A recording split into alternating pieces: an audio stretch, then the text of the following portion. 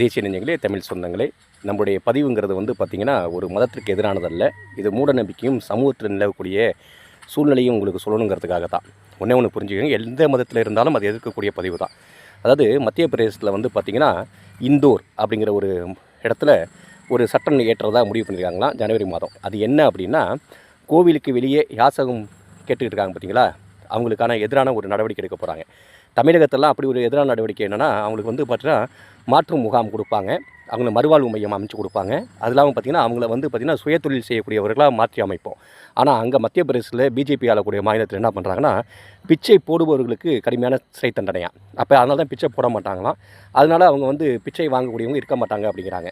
நல்லா ஒன்று தெரிஞ்சுக்கங்க. சரி, இப்படி ஒரு சட்டத்தை கொண்டு வாங்க. ஆனால் கோயிலுக்குள்ளே தச்சனைங்கிற பேரில் தட்டு நெட்டி பிச்சை வாங்குறவங்களையும் அப்போ போடுறவங்களையும் நீங்கள் கடுமையான தண்டனைகளை கொண்டு வருவீங்களா? இல்லை வாங்குறவங்களையும் கடுமையான தண்டனை கொண்டு வருவீங்களா? அப்போ பிச்சை கூட கிடைக்காத